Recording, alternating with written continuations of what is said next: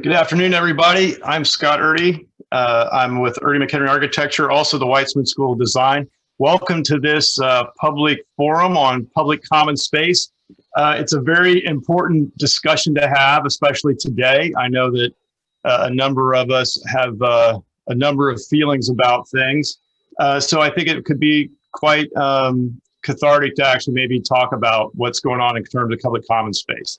So I want to thank, first of all, Heather Spray from CTBUH Global. So she's in Chicago. She's head of global initiatives, also the manager of the Diversity and Inclusion Committee. She's been instrumental to helping this get along. And from our chapter in Philadelphia here, Janine Lamarca, she's the communications director and has been very helpful. And we appreciate her help in her spare time from working for JB&B in New York City as part of their client management.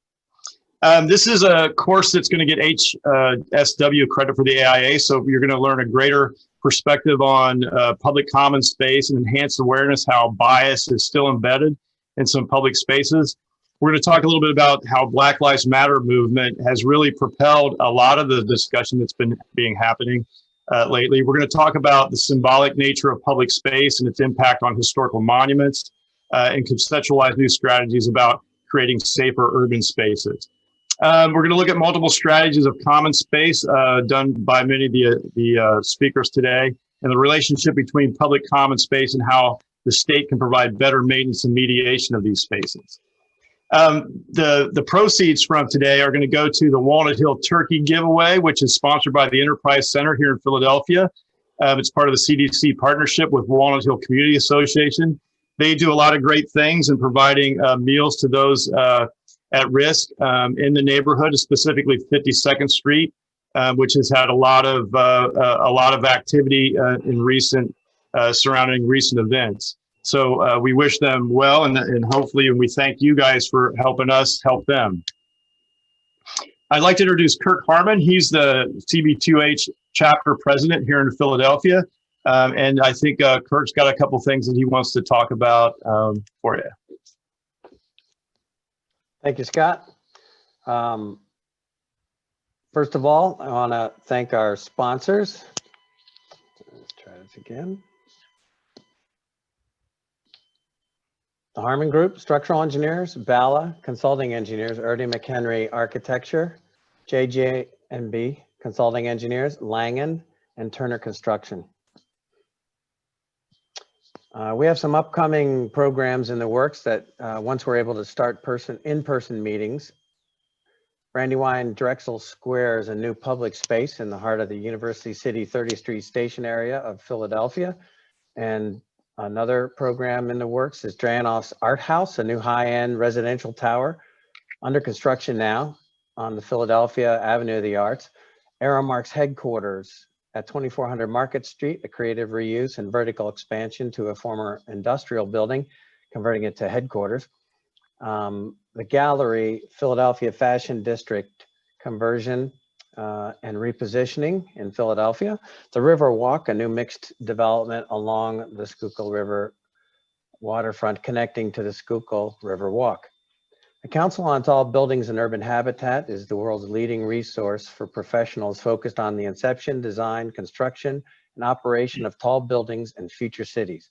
Please visit ctbuh.org for more information on the valuable resources available from this international organization. Let's go. All right. You can become a member. CTBUH at this website, and please join us for the upcoming Council 2020 International Conference, which is, of course, going virtual this year. The conference will feature an esteemed slate of speakers investigating how cities can be more responsive and anticipatory to prepare for the next crisis. The program will stream online, and CTBUH members receive a 20% discount on attendance, so we encourage you all to come if possible. So now I'd like to turn it back over to Scott Erdy. Thank you. Thank you, Kirk. Appreciate that. All right, public common space. it's an interesting discussion that we're going to have today. And I said, it's in conjunction with the Weitzman School of Design. I'd like to introduce Hina Jamelle. She's the coordinator of the program for the second year housing studio at Penn, which she and I have been working together 10 years now. So Hina, you would like to say a few words? Sure. Thank you, Scott. I am Hina Jamelle. I am the Director of Urban Housing at the University of Pennsylvania Weitzman School of Design. And in the Penn Urban Housing Studios, we study a number of topics relating to housing, market versus social housing, adaptive reuse, urban density, hybrid live-work buildings, among many others. But it was in this unprecedented year of the pandemic, starting in March, and the call to action in May with the Black Lives Matter movement, that there has certainly been an urge to immediately respond. And the challenge for architects and planners in particular is to ensure that the call for action doesn't ignore thoughtful inquiry, development of a strong discourse, and innovative solutions. So that's something that we've put into place at Penn this year. So starting in the 2021 academic year, all the urban housing studios take as a shared theme this topic of public common space, which Scott Erdy will describe a little bit later after me. But each student, just so you know, in the studios are engaging in architecture's agency to format spaces of equity and proactively develop new modes of ground, landscape, thresholds, spaces that provide for safe assembly and freedom from harassment. But ultimately, what is at stake is how do you design and develop architecture solutions that address concerns of equity, inclusion, and justice? And that indeed is a challenge. So I would like to thank Scott Erdy in particular, part of my urban housing studio team for over a decade at the Weitzman School, for bringing together this tremendous panel of architects, planners, and thinkers to think together on this topic of public common space, which is a challenging one. And what I'm very excited by is the ability for us to share ways to investigate strategies to create these kind of spaces. Back to you, Scott. Great, thank you, Hina. And I'll point out also that there's a Q&A button on your screen, either at the top or the bottom. We are going to have a conversation at the end of this, so please add your questions there. Janine will help me sort through those so that we can get those to the panel. So there is a good amount of time at the end to have a discussion as a group, not only the panelists, but each of you participating online as well. So it really wants to be a conversation. A conversation is really what we as a country need, and to move forward in terms of our sense of equality. So what is public common space? It's a question that you ask anybody and you get many different answers, but I think it's really interesting if you break that down and look at an example of what public common space is and has been in our history of this country. So Montgomery, Alabama is very specific in terms of the downtown has the State House. It has the first White House of the Confederacy. Only blocks away from that is the King Memorial Baptist Church, where Dr. King was the 20th pastor, talking about things of equality, and the Civil Rights Memorial that Maya Lynn designed, the Alabama State Supreme Court. And Rosa Parks started the Montgomery bus boycott just off of this image to the right. And then it's interesting to point out that in the basement of this church, Dr. King organized that, helped organize the bus boycott all the way back in 1955. 10 years later, in 1965, helped to really organize the March from Selma, which was critical to the development of our country in terms of better attitudes towards civil rights. And I think that the recent events in our history as a country really point to the fact that there's clearly much more work to be done. So I think that conversations like this are really meant to keep that interaction going, to try to figure out what we can do. So I think if you think about the public common space of Montgomery, a lot of folks in the 60s were not very interested in those types of protests happening. As you recall, the March from Selma got very bloody, but it ended up with Dr. King speaking on the steps of the State House, a fairly unplanned event where the street became public common space, and common space controlled by the citizens. And I think it's really important to point out that even though this is a public common space or a public space controlled by the state, it was really taken over. And much of these types of things are happening today. And so I think that we should be open to those in a historical context to really try to understand what it means in our day and age in the light of history. And if you look at the left of this image here, you see the church where Dr. King first started preaching in public.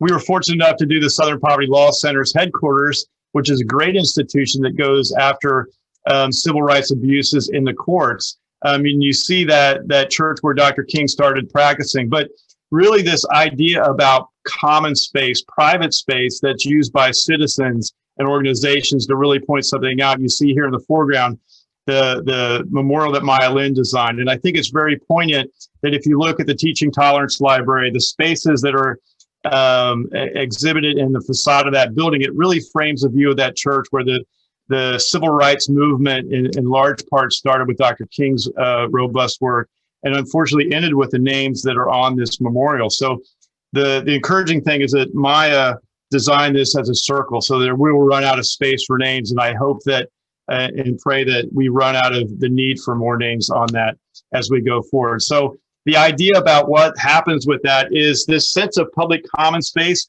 If you break it into two parts, it's really public space and common space. And the interesting thing is that public space is often controlled by the state, whereas common space is controlled by the community.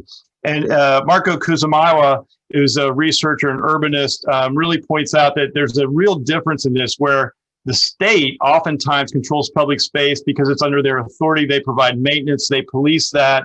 A lot of the scuffle that's been happening comes at that edge between common space and public space, where the community is really in charge of that type of activity that happens in common space. So where those two come together is a very interesting and important thing to consider.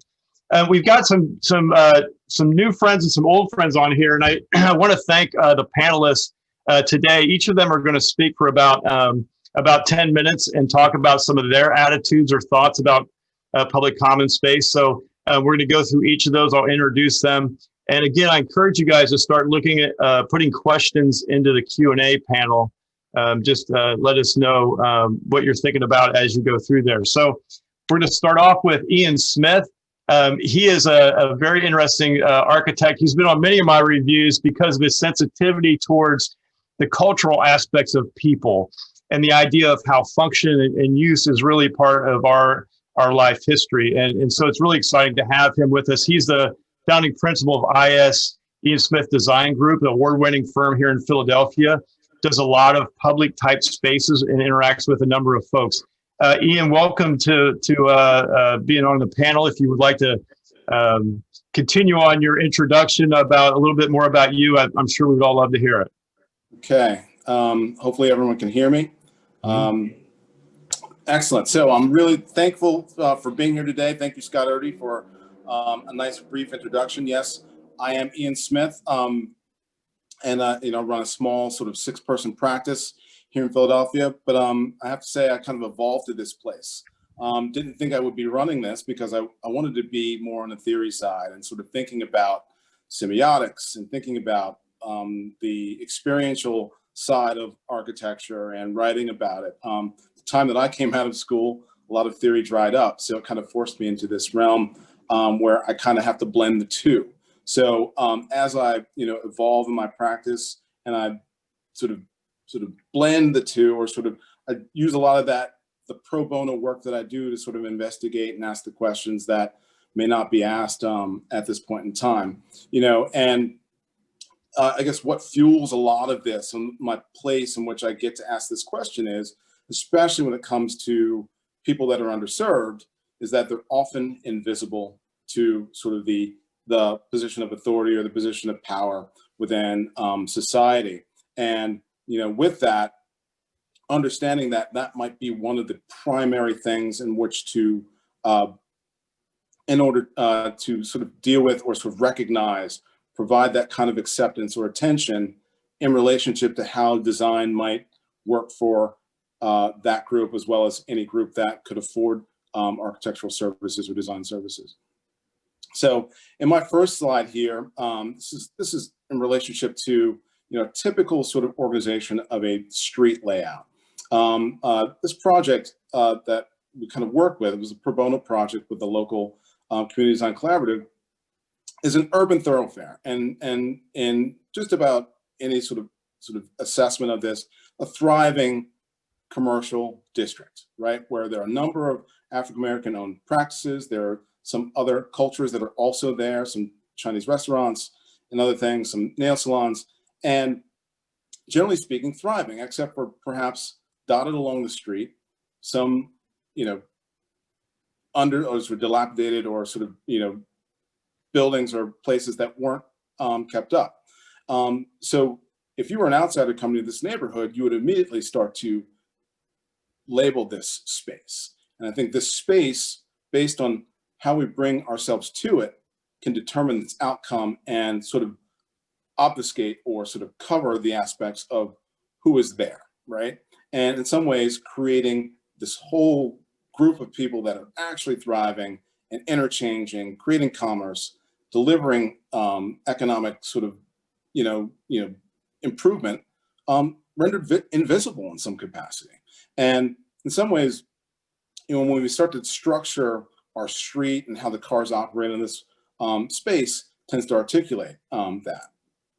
So in my sort of observation of this, as we bring ourselves to this realm, we have to kind of compartmentalize this and bring our anthropologist hat to the front of the table and begin to think about, what are we seeing?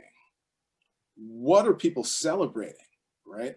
What are the authority positions of how people use this space, as opposed to projecting what the state in some ways wants in this particular case, right? So one of the things that came out of this, which was pretty interesting, was the fact that specifically in this location of Philadelphia, the city has in its ordinance to prevent people from vending in front of other commercial businesses, right? And sometime in the past, there must have been an issue with regard to people competing for commercial space. Well, this is still on the books, and everyone who has a business here is basically fearful of crossing that territory, because the first thing that happens if someone is vending, I don't know, tape cassettes or t-shirts or something like that, the state comes and tries to remove that offending practice, which prevents that from happening. But if you look at the code, there are certain places within the city that don't have that. And if you start to align those relationships, you start to see that your more economic, the effective or sort of prosperous neighborhoods don't necessarily have this overlay that prevents them from doing their work, right? So then what is happening? Well, people are forced to actually push themselves even further out into the street. And in these diagrams, it's me kind of thinking about the patterns of behavior that are celebrated within this community, allow for exchange, right? So you start to see these colors sort of jumping across the street. They were naturally organized in this organized way where the cars would have certain space and the people would have other space. And this was just a projection as to what if you started to prioritize the need to claim this space, this kind of street space, for commerce, right? Communication, exchange, catching up with people, making a business deal, catching up later, networking, right? All those powerful sort of business relationship decisions. Now, in the scheme of things, this is completely out of left field. But if for example, we don't actually make the effort of thinking about how it works, we may not be able to come up with the solutions of how to make it better, navigating both ranges.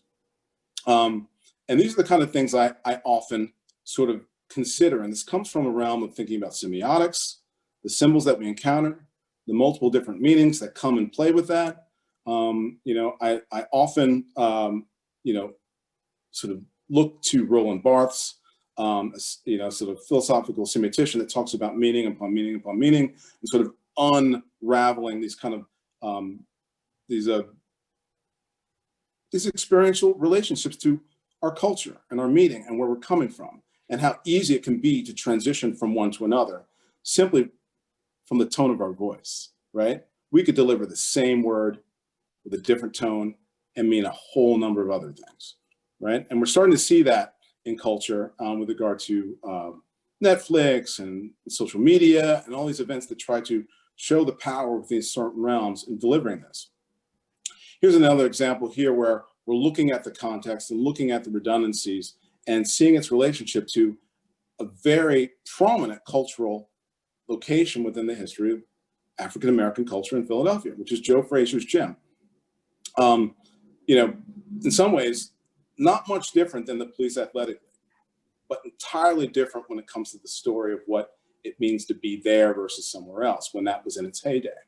And thinking about those relationships and those stories and how they might be similar, but also distinctly different is really the opportunity to negotiate some of these differences.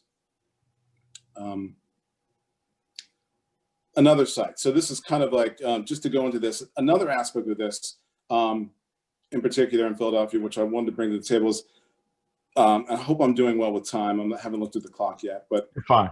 All right, cool. Is Their Recreation Center. Now this is in the southwestern portion of Philadelphia. It's relatively, I would say, well, it's definitely bound as one of these districts that are redlined. And I don't know if anyone knows about redline districts, but it's in this location.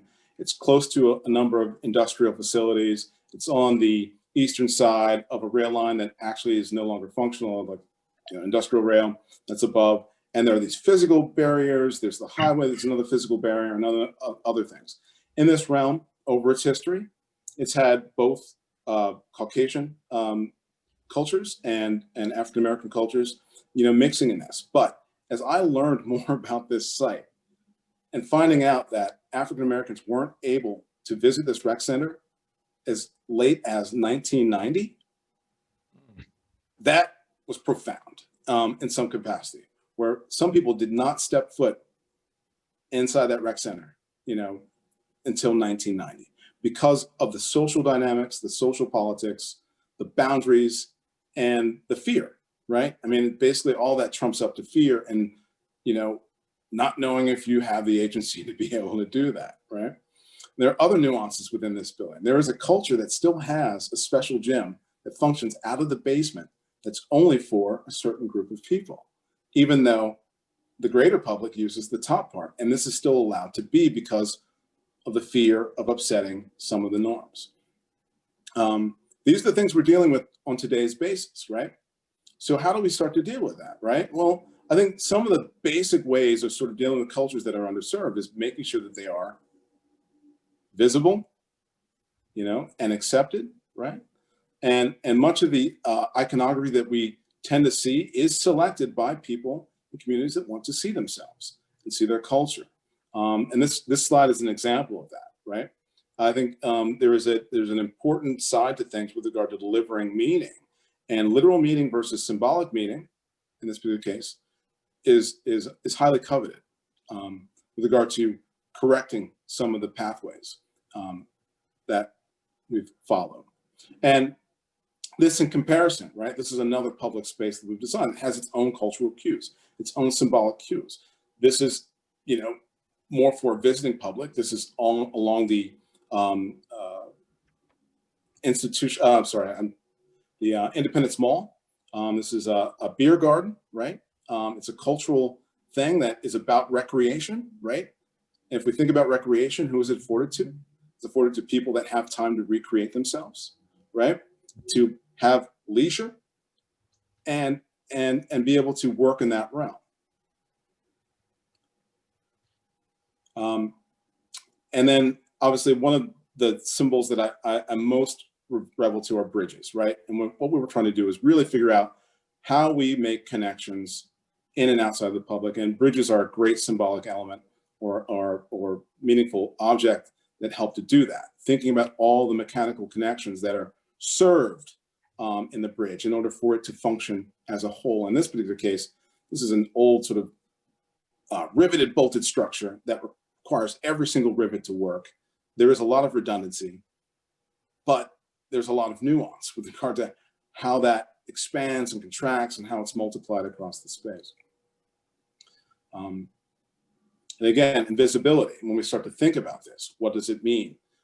There is power in being invisible as there is power with visibility. And what we want to do is sort of shed a light on some of those aspects.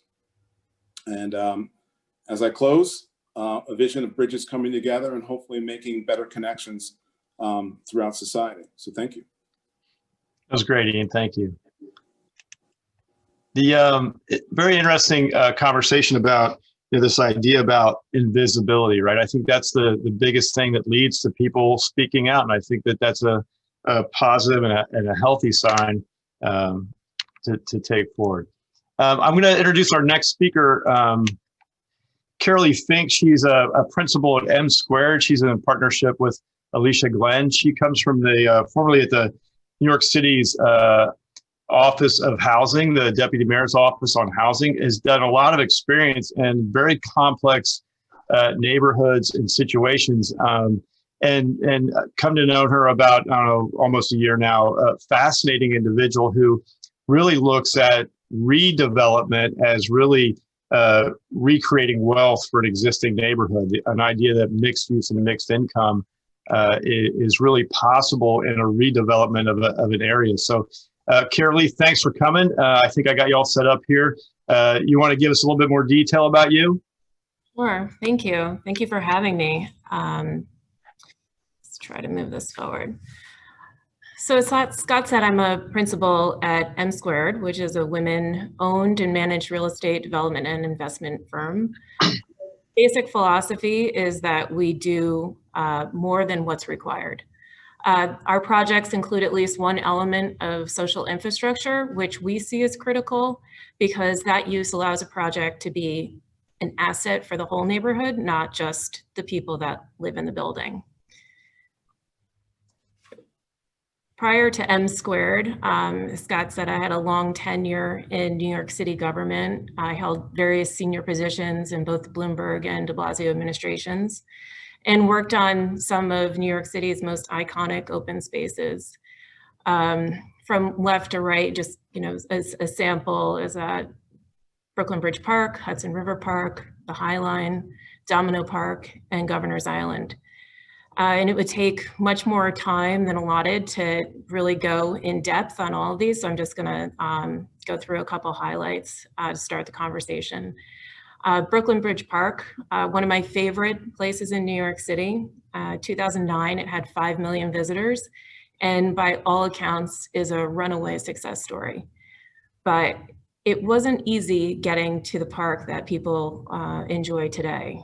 Multiple lawsuits, deals with elected officials, multiple studies that had to be done to prove the financial feasibility of what we were proposing. Hundreds of meetings and a very vocal community that was in opposition to the development that we were proposing to fund the park. Hudson River Park, the next picture, is a beautiful park that hugs the west side of Manhattan. Again, lawsuits, community elected opposition to certain projects, and made all more complicated by the fact that it's a state and city board and governed by state legislation. But despite this, we were successful in a development rights transaction that generated $100 million for the park and saved Pier 40, which was a beloved recreational pier that was literally falling in the water.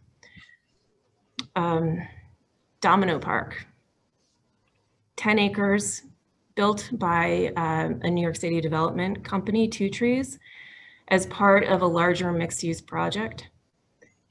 This one was interesting because we had to navigate the internal and external politics across 2 administrations. It had entered the entitlement process in the Bloomberg administration and finished in the de Blasio administration. And both administrations had strong points of view on issues regarding the project. But we got through it, and it's a beloved park for the community today.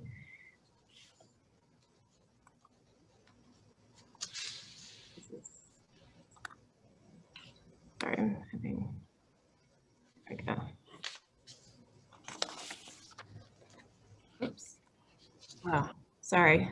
That's all right. But I think it's also important to talk about the counterfactual things that didn't go right or as planned. And these are two parks that I was involved in a tremendous amount while I was in government, but it's more than 15 years later and the parks still aren't completed. The one on the left is Box Street Park in Greenpoint, which is in Brooklyn. It was promised as part of the 2005 Greenpoint Williamsburg rezoning. And the idea was to relocate 2 Metropolitan Transit Authority functions that are currently on site and then build a park, which sounds great, except for that the complexity of moving these functions was far more complicated than anybody understood at the time. And the cost of the park was more than people had anticipated because of site conditions. We were able to, make some progress, but my friend lives across the street and took a picture yesterday, and construction still hasn't started. So it's something that will get done eventually, but it's one of these things that has taken way too long and is still a real thorn in the side of the community that lives there. On the right is Willoughby Square Park, which was part of the 2004 downtown Brooklyn rezoning. And the idea here was to create a 1-acre park in the middle of downtown Brooklyn as a resource to the community and create some placemaking. But because of a failed public-private partnership and lots of delays, it's still not done yet. And I don't think construction is anticipated to be completed until at least 2022, I heard. So, not great outcomes there. I guess the point is that, I'm coming to this conversation with a deep appreciation of the complexity of building open space and awareness of the strengths and limitations both the public and private sector bring to the process. The big issues and challenges as I see them are on this slide, and one can only be hoped to, be faced with 1 or 2 of these. But, as our cities are growing, projects are becoming more complex and all the easy stuff has already been done. So, projects are just getting harder and harder.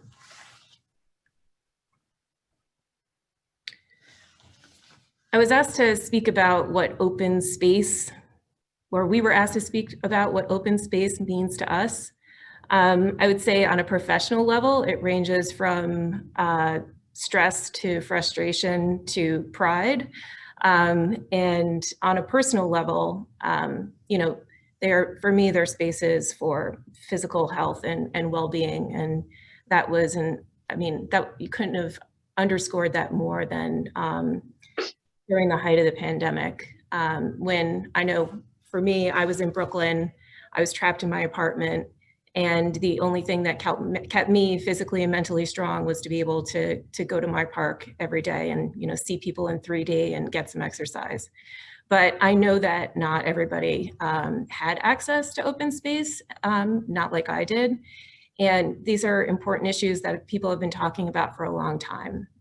This is a chart from 2015 that was put out by the Brookings Institution that shows that the higher the poverty rate, the less open space access you have.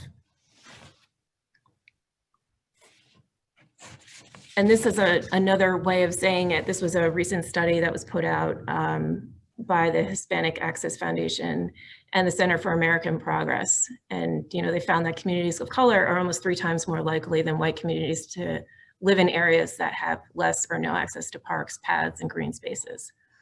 So I think, we can all see that there's a lot of work to do. And in a severely budget and resource constrained environment, it's going to be even harder to make big moves. But I'm certainly up to the challenge and look forward to the conversation and working on projects that actually make positive impacts on neighborhoods. So thanks, Scott, for having me here today. No, thank you. I'm just amazed by your endurance, right? I think that's a great thing that all, to the students out there and professionals as well, endurance is probably the skill you need to learn the most to make great things come through. So, as students, we draw a lot of things that have fantastic ideas. And then, the reality of that is it takes somebody like Carolee to bring it home, to bring it to fruition. I think it's really, this particular graph is striking. And I think it's one of those things that everybody kind of knows, but you don't really see it on this. And that, back to this kind of redlining, or the fact that, that it's intrinsic bias, right? That's based into communities, and that goes to housing as well as public space. So fascinating. I look forward to discussing this a little bit further, and keep the questions coming. I think it'll be great to have some additional questions from you guys all that we'll go into in a little bit. Thank you, Carolee. First, I'm going to introduce Nyasha Felder.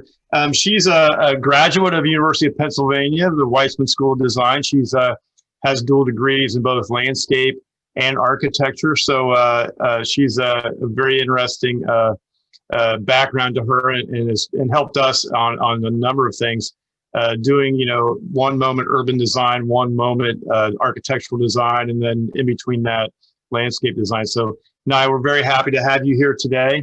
And also Tommy Joshua Caison. He's the founder of North Philly Peace Park. And I think to that last point that Carolee made, it's very interesting, if you think about open space or parks and neighborhoods that are socially distressed or economically distressed, it's interesting that there's a lot of generally open space that's not usable. So Tommy is a very interesting advocate, and really a good example on what could happen in this world if there were more, I think, knowing him a little bit, more people like Tommy. I'm trying to find your thing here without looking like I'm looking for your thing. I think you have control, Tommy. Go ahead. Okay, thank you. Thank you, Scott. And greetings to the panelists and everybody listening. I'm really excited to be part of this conversation. And I'm gonna skip around a bit. Let me, if y'all don't mind, let me go towards the end real quick where I'll start at. So the North Philly Peace Park, or really what we should call it is the Philly Peace Park, because we now have a second campus in West Philadelphia, is really it's a local democratic revolution, and I love that formulation because it really kind of accurately describes the park and what we are seeking to achieve, a local democratic revolution. And when I mean democratic with the little d, And when I mean revolution, I do mean revolution. I mean a 360 change.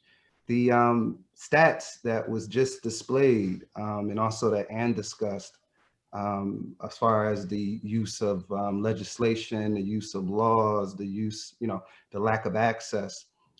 These things demand a revolutionary response, right? Because, if we look at the big picture of history, and, I always like to tell people this, America can be seen as a big design process, a design process that was achieved through a revolution and that maybe went awry, or maybe it was faulty from the beginning in the sense of, where to pit things and how to treat the labor and who gets the equity and whatnot.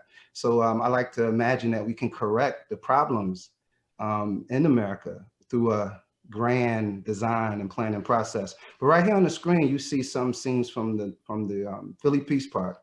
And what we define ourselves as a local neighborhood managed community ecology campus. We seek to address and redress some very systemic issues and problems relating mainly to the African-American community. First and foremost, we seek to allow and to bring into existence self-determination of African-Americans. And for us, self-determination would mean the assertion of human rights. And the assertion of human rights would be adequate access to healthy food. It would mean an education that's stimulating for a human being. It would mean the opportunity for dignified work. It would mean safety from harm and aggression. And it would mean places for fellowship. It would mean equity. It would mean a stake. It would mean those things which historically we all can agree have been denied to African Americans even up to this very day. And what we chose to do is we chose to center ourselves around a concept of power, which involves the self. It involves communities coming together to work together to identify problems and solve those problems. So at the Peace Park, we really like to champion land access for the communities, right? Philadelphia is one of the biggest, poorest cities. There's more poor people here than Buffalo. And that's a sad thing because we are a great city. We're the first city, we're the capital. We have so many wonderful things going for us, but we can't get around this deep poverty really concentrated among the Black and the brown. So in North Philly Peace Park, we think that how can this be when you have over 30,000 vacant parcels in the city? The neighborhood that I come from, I'm proud of it. We call it Peacetown. Some people call it the neighborhoods of Sharswood, Brewerytown, Shorebrae Mansion, and even Temple area. This is a tremendous neighborhood with a tremendous history going back to the Jewish American and German American workers, or even before that to the Native people who established it as a place that was close to religious sites, all the way to the Great Migration that brought African Americans and their culture all the way into the 60s and 70s when the neighborhood was a hotbed of civil rights activities and human rights activities, all the way up to the day with the North Philly Peace Park. So let me go back. So I really, really appreciate what I'm hearing. Oh man, how we go back? I'm so sorry. I'll get. Let me see. Yeah. Try to get us back. So I'm happy to be on this call with you all because I would like to speak about how design for the North Philly Peace Park has been a revolutionary tool. And it's very much necessary though for us all to reorient ourselves in our approach, because in order to solve these problems that we all are discussing, it's going to take for each and every one of us, as I see that the colleagues on this panel have achieved, it's going to take us to come closer and to take actually more risk, right? So if I can go back a little bit more, I want to go back and talk about the Peace Park as a collection of systems, right? And the big goal of what we're trying to do is we are trying to, how can I get back to the beginning? I'll get you there. Okay, thank you. Okay, so check this out right here, folks. This is the block. Oh yeah, this is nice. Now this right here is the before. This is a lot on 22nd and Stewart Street. That's very much typical of a lot of places in North Philadelphia. This right here on the right is a picture of a home that was a prostitution and drug den that was right adjacent to the public space or the public common space which we are developing. Now, what we are trying to do at the Peace Park, as I mentioned, is we're trying to address three main issues, right? We're trying to address self-determination for African Americans, which really can only be addressed properly by giving African Americans ownership, equity, and security. And that can only really be achieved by working to dismantle the systems that are set up and in place, right? So we founded our movement, our park, my neighborhood. It suffered from food insecurity. It suffered from the 60% youth unemployment. It suffered from the fact that 2 out of 5 children in my neighborhood were hungry. My high school in the neighborhood was closed. The public school was closed. It's very typical of what happens in poor neighborhoods. So what we had to do is we had to mobilize the community to actually reclaim the land. We had to start with an imagination movement. We had to start with a organization. We had to start with a re-envisioning. Once we were able to free the imagination of our people through community organizing, through intentional care, we were able then to tremendously mobilize them creatively, quietly. Right here, you see us back at our old campus where we built in Philadelphia the first Earthship-like structure. And I could tell you folks, at the time, we didn't know it was architecture or design. We were going to build the school because the schools in our neighborhoods were closed down, and we wanted to have a space to teach children urban agriculture, health and wellness techniques, math and science and STEM education. Right here, you see some of our neighbors that's in the design process. We pulled out maps. We have community level meetings. We talk about what can be. Once again, we don't put no limit on the imagination. Right here, you see a second grader who actually played a big part. We bring out children from our schools in our neighborhood We bring them to the open land and we say, what did you want to see here? What is needed here? And then we work and we fight like hell to bring it into existence.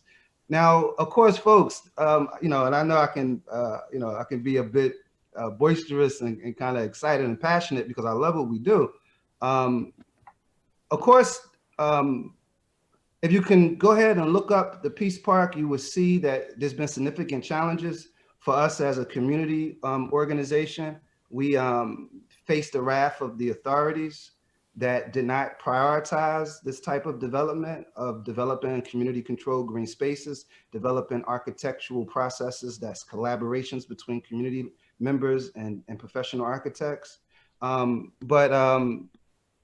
We were able to overcome these, right? Now, before I pass it on to Nyasha so she can talk a bit more to us about the design process, I do want to take it back real quick to the beginning.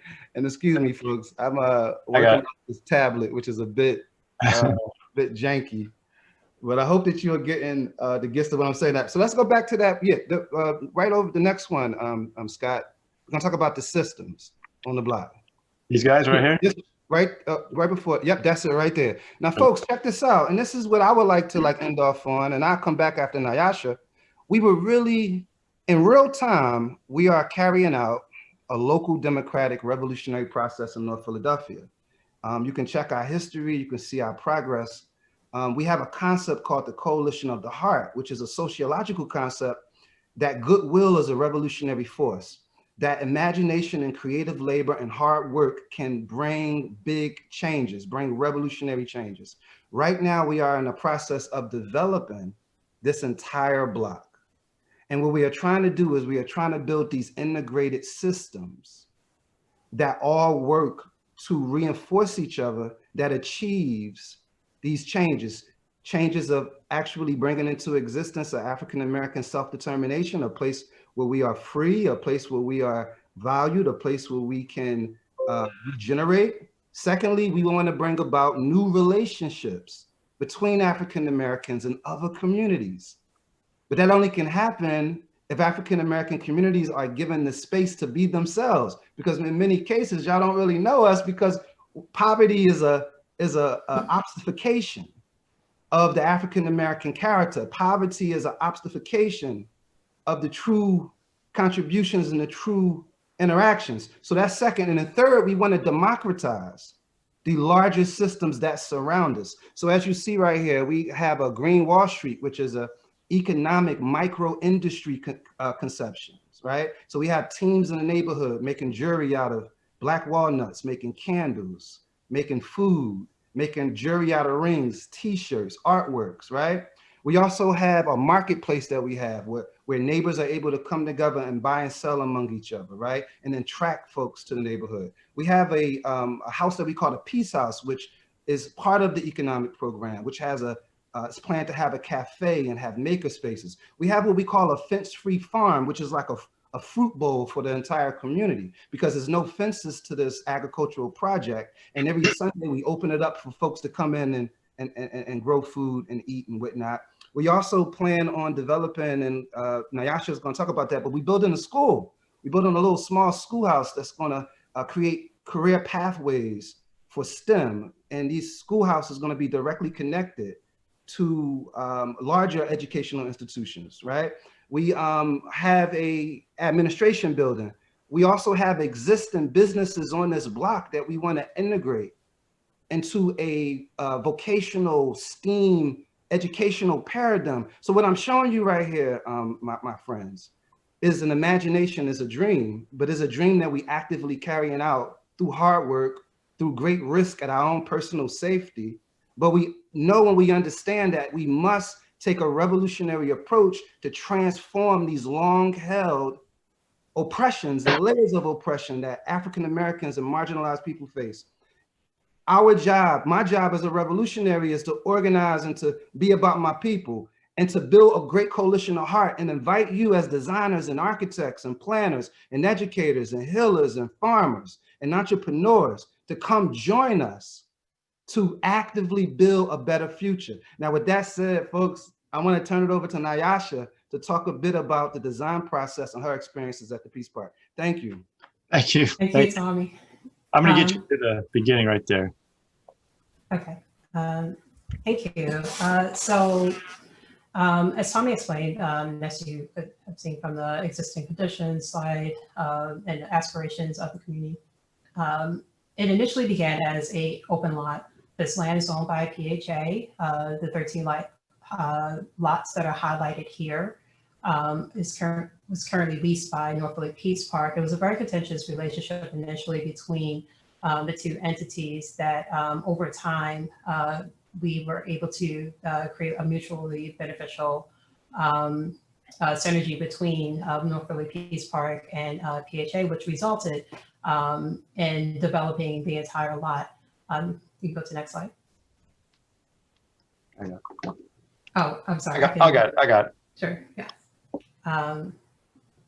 So each of these lots are about 16 feet wide. That sort of became sort of the datum of us conceptualizing what we could potentially build here. And so the idea of the pavilion began, actually, can you give me the controls? Sorry, yeah. Yeah. Thank you. Was to create was to develop the site to create an infrastructure that supports a social system in which there is cooperation to manage shared resources in a sustainable way. By creating a community asset, which is the North Philly Peace Park in itself, and developing that further, the ownership of resources within an ecosystem of production impacts the well-being of both the individual and the larger community.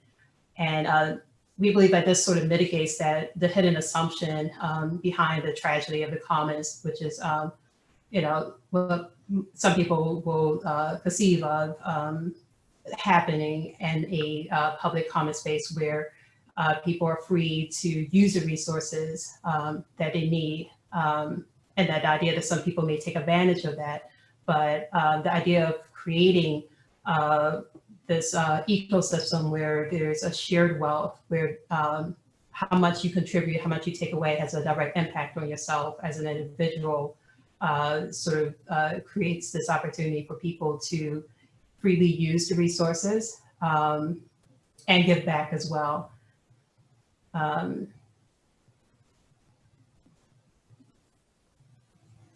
And so we got here by several iterations of a democratic design process in which we met with the community. We got feedback from them in terms of like what we developed, and they got feedback from us in terms of the potential that could come out of the site that they were leasing at the time. And so the idea of creating a passive structure that uses solar systems, hydroponic systems, so it's able to use the site itself in order to support the needs of the pavilion and the needs of the people that use it. And so with that conceptualization, I wanted to create something that reflected the people in the community. So I did some research into some of the current trends within the community in terms of like expectations of, what they want to see represented that is reflective of the cultures that live there, which is predominantly African-American, 70% African-Americans that live in the Charlotte's community. So the formal inspiration was inspired from Oshun shrine temples in Nigeria, and the porch typology that was imported from slaves that built the plantation houses in the South, and the temple porous in Egypt. And so the idea was to create the system of symbolic meanings that are integrated by the medium of light that is projected onto the porch at high noon. And so the porch serves as a calendar that changes throughout the year, and where the projection changes throughout the year, and is highlighting certain events that take place on the park, as well as within the larger African American community. This is an example of what that could materialize as, where you see like certain dates and change in materials that can be highlighted by the solar projection. And so working with BCJ pro bono, they were amazing in terms of listening to the ideas that the community already sort of garnered themselves, that myself and other students have worked with, and it sort of created, and again, like the idea of like how, as a student, like we can come up with very, aspirational designs that may, that doesn't necessarily reflect, conditions of like budget and, stuff like that. So that definitely came into play in terms of like the final outcome of the pavilion. And so work with BCJ, like it was a learning experience for me. And I learned like how we could not compromise on the concept, but design it in a way that supports all the other, sort of impacts that, or the conditions that impact the design, such as zoning regulations, variances, the 16 lots that you saw there. We had to get variances in order to design the pavilion roof as one structure, because it had to be divided into the lots. And so like that would have required us to come up with a completely different design. But we stuck through with the concept, and we got variances for it. It took a while. This project began in 2018, and we it was slated for construction for the fall, but of course we all know the pandemic affected a lot of things from developing further. So we projected this could be built in the spring, but we'll see how that goes. But I think it's interesting, Nyasha, that it really is representative of a community sort of outreach and combination of people taking over common space, right? That was just sitting there. And the talking with you and talking with Tommy about it, just fascinating that this is one of those cases where there was a lot of, call it open space, right? But it was actually abandoned space, right? That was controlled by the state, and that's what they did with it, right? It was just abandoned. Those photographs that you sent me this morning, Tommy, of the inside and the outside of those houses just tells exactly how they were being controlled by the state. And it's kudos to you guys. And I recommend anybody try to go over and see it, and meet with Tommy there. It does have very much the vibe of peace over there. So it's a very comfortable place to be. So for anybody, so I would recommend it. We're going to have to keep rolling on here. Just one last thing, maybe, Tommy, speak to the Constitution, which is there in public view for everyone. Yeah, well, thank you, folks. Thank y'all for listening. We're very proud of our Constitution. In the waning days of the old Peace Park back in 2014, we had a community meeting, and we realized that like what we have achieved was bigger than just cosmetic changes. It was bigger than just something temporary. It was bigger than just us coming and being together. We realized that we were building a better system among ourselves and among all people, right? So we sat down in a group that was predominantly African Americans, but also other folks was represented, and we drafted up our principles. We wrote down our values. We wrote down our customs. We established that the land, we have a big tractor, we have a trailer full of tools. All of that is owned in common. It's not owned by me. It's not owned by us. And it also established that our institution is a participatory democracy, that we're going to decide things through consensus. And if we can't figure out things through consensus, we're going to have majority vote. It established the right to work. It established the right to food. It established the right to education. So we are very, very proud of that Constitution right there. And that Constitution is also the basis of the West Philly Peace Park. So, and it works, like the Constitution works in their neighborhood also, establishing the local control over the institution by the local residents, establishing a method of how conflicts can be worked out. So we're very, very happy about like our Constitution. We're very proud about that, and really, really enjoy presenting to y'all tonight. Thanks so much. Thank you. I'm going to go to. So our next speaker is Devin Liddell. He's principal futurist at Teague Consulting out on the West Coast. He works with clients like Boeing, Ford, Intel, Segway, Starbucks, T-Mobile, Toyota to design preferred futures, which I think is just fascinating. every time I speak with Devin, I learn something and see the world in a different way. So welcome, Devin. I'm going to give you screen control here, and you can take it from here. Fantastic. Thanks so much, Scott. Just jump ahead here. All right. I'll get right into it, actually. So we have some time for Q&A as well with all of the speakers here who are fantastic. So I want to hear from them as well. The first image here I'm putting up, there's really sort of three threats or vulnerabilities I'd call to like public common spaces. And the first one is really around confusion. And what I mean by confusion is that there's a lack of alignment really from like a design and policy standpoint in terms of how our stated aims for public space and then how we actually serve those public spaces. So here, there's probably no better example of this confusion than what has happened to our police forces. And you look at this image, and they're largely the people that our parents would, in this image, these are the people that our parents would tell us to seek out if we were lost in danger. And yes, they have guns, but they are still recognizable as public servants, and they're there to serve and protect.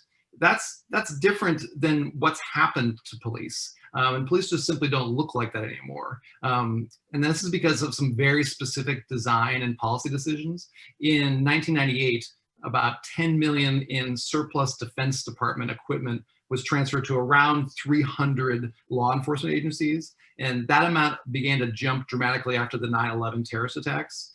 By 2014, more than 3,000 law enforcement agencies received transfers nearing about 800 million in value. And then between 2006 and 2014, police departments received all sorts of military equipment worth about $1.5 billion.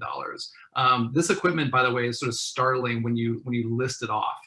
This is more than 6,000 mine-resistant ambush-protected vehicles, basically tanks, about 80,000 assault rifles, more than 200 grenade launchers, 12,000 bayonets, 50 aircraft, more than 400 helicopters, and more than around 4 million in camouflage and other quote unquote deception equipment.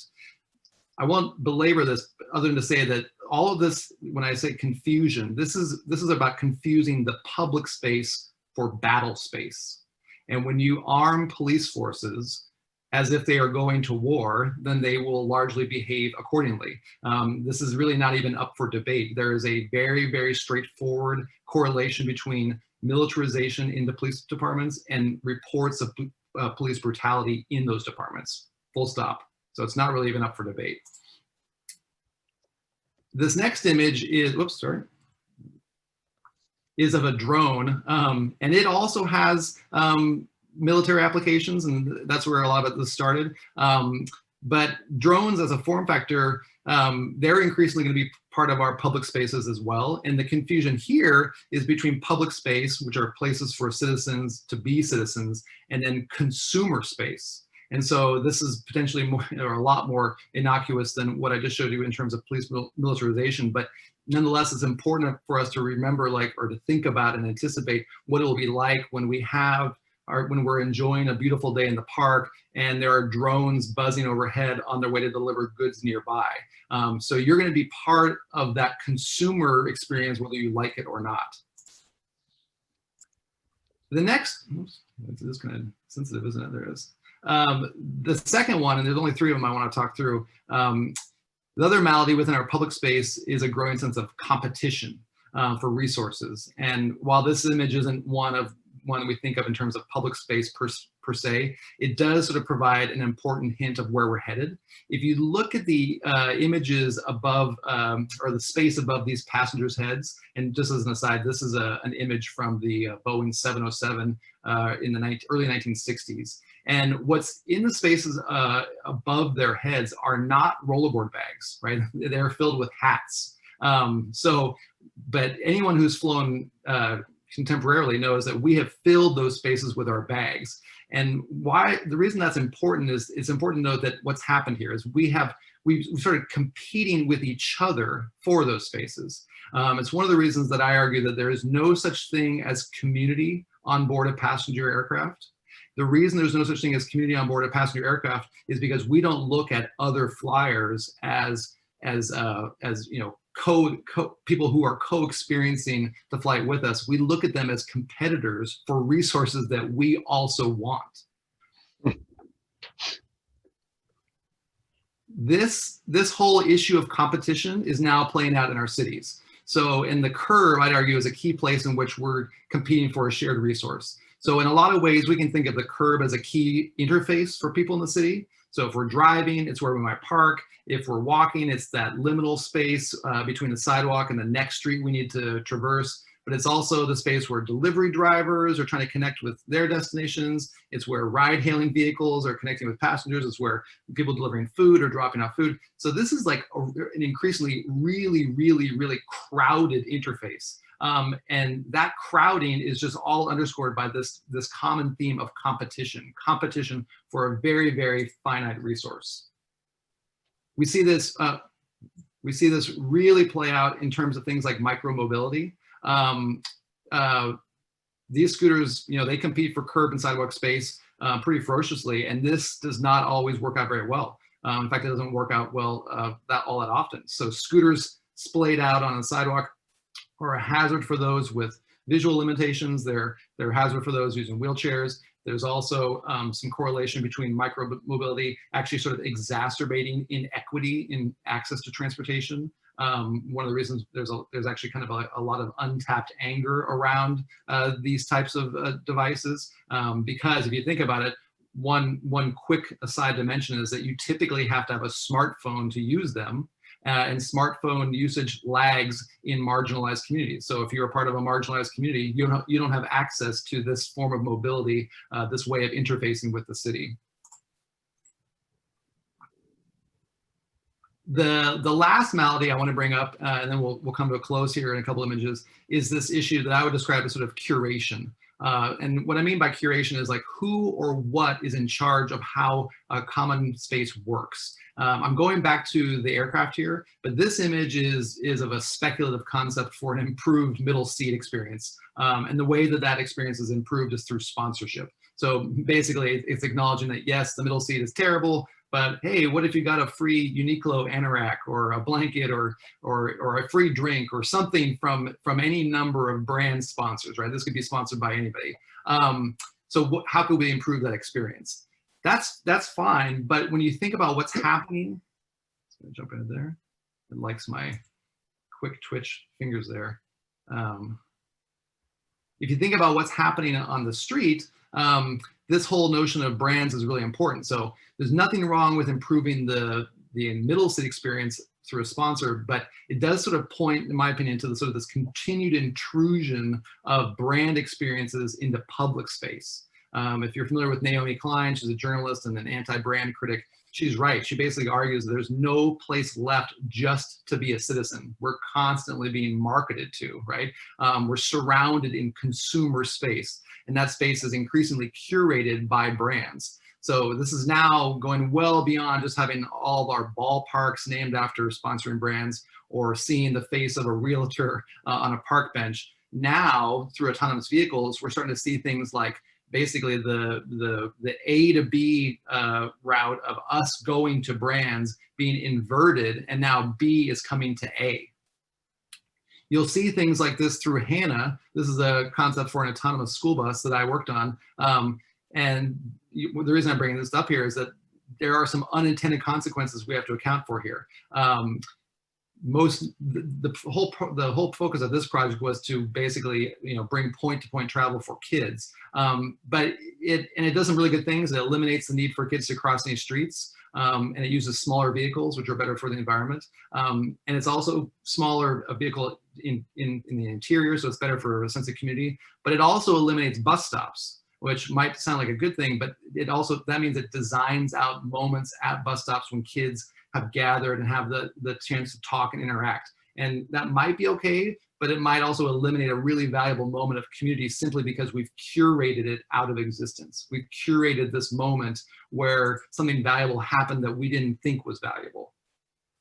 And the last one, and I'll close here, this is maybe a stark example, but this issue of curation of the public space is really exemplified by things like robots in parks enforcing social distancing during the pandemic. And that's exactly what this robot dog is doing. It's there in a Singapore park specifically to enforce social distancing rules. The robot dog does exactly that. And there's lots of good things about this. For one, it's advantageous to have a robot enforce some of these rules that are much more difficult for humans to enforce because of our desires to be polite and accommodating.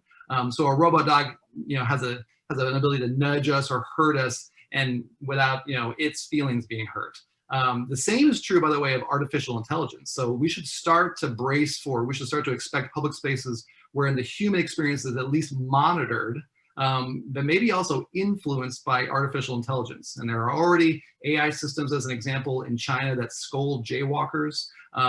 So we should start anticipating ways in which robots and AIs help curate our public spaces. And just saying that out loud, by the way, I'm sure it gets everyone's alarm bells ringing, right? Because there are lots of utopian and dystopian possibilities here. On the good front, there are ways in which these things can help nudge us towards our best selves. But there are also lots of ways where robots and AI will only work to sort of replicate our biases and complicate the human experience.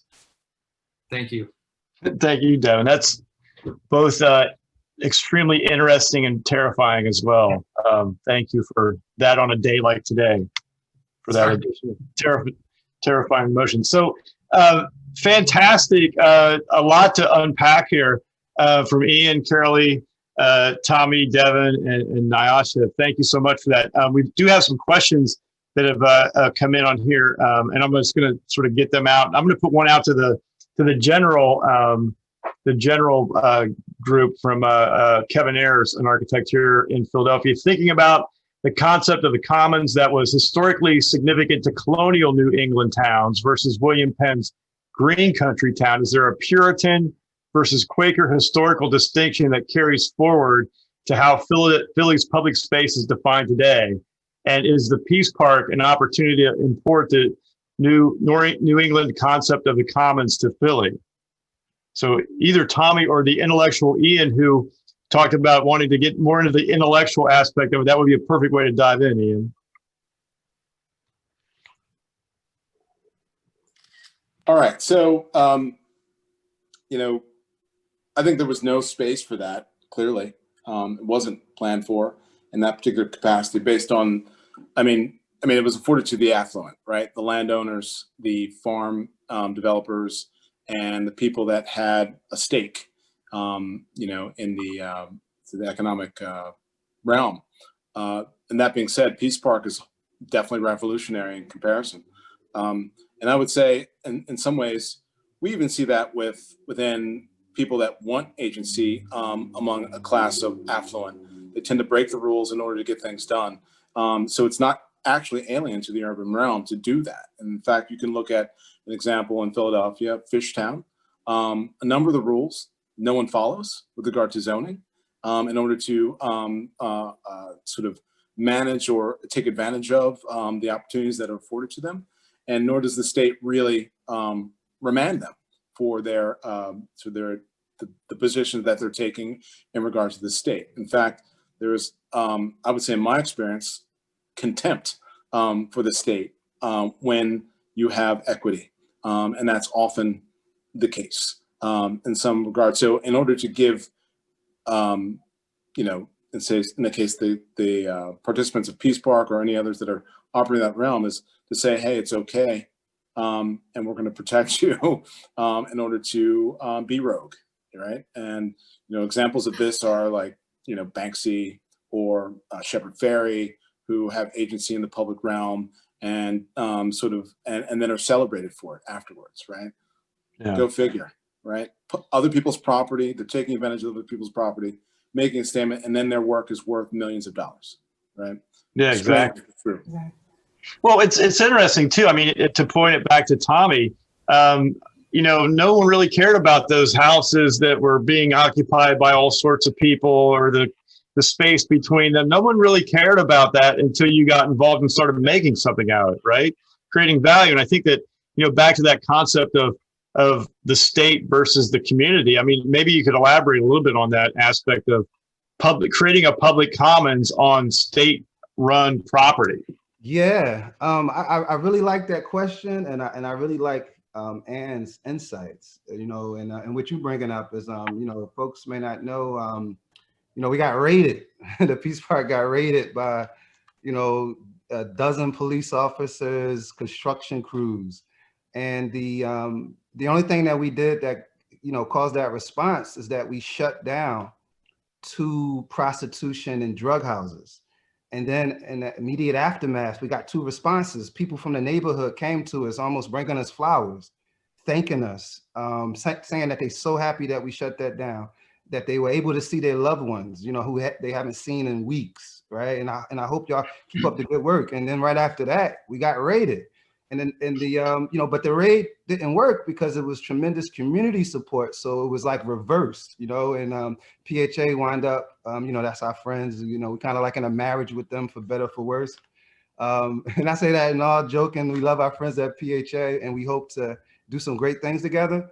But to go back to the question that was asked, I would say definitely, I'm going to look more into this issue because we always kind of felt like we were a resurrection of the Greene County a perspective, but mixing in a little bit of like community control to it. And when I think about the New England town, though, I definitely can appreciate how the New England town is a autonomous municipality. But if anything, the Peace Park traces this historical precedent in actually the Maroon societies. So if anybody is familiar with the Maroon societies, these were particularly interesting communities that have been established by African people in the United States and Jamaica and Latin America, where they were provisionally liberated and autonomous societies that kind of existed as an island within the framework of a larger unfree or repressive situation. So that's what we kind of see ourselves as. We are a point of pointillism that's kind of making a bigger picture in a world of gentrification. That's good. That's really interesting. So a comment and a question for Carolee came up from Gisela Berman. First of all, she's like the first 3/4 of it, we're thanking you for all the work you've done to create parks in New York City. And then the question is, curious about the makeup of the public-private partnerships and how those parks are made possible. Are they all following a similar model, or are they set up drastically different based on a specific neighborhood or zoning issue? So the ones that I showed on the slide, Brooklyn Bridge Park, Hudson River Park, and Governor's Island all have their own separate boards, their own separate authorities.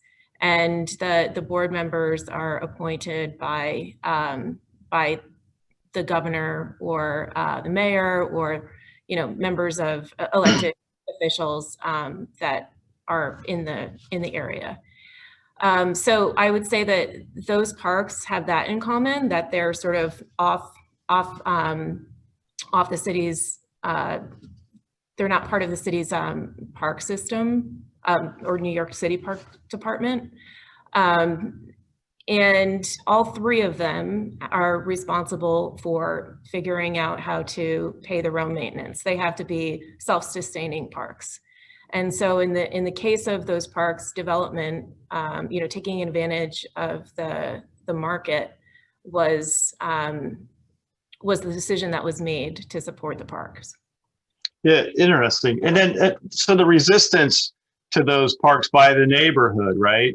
Is that nature because it's public-private, or what was the nature of that resistance, she asked? I mean, I think that it's a couple things. There are definitely people who don't think that the private sector should be, paying for parks or involved in our parks, and that they're a function of government.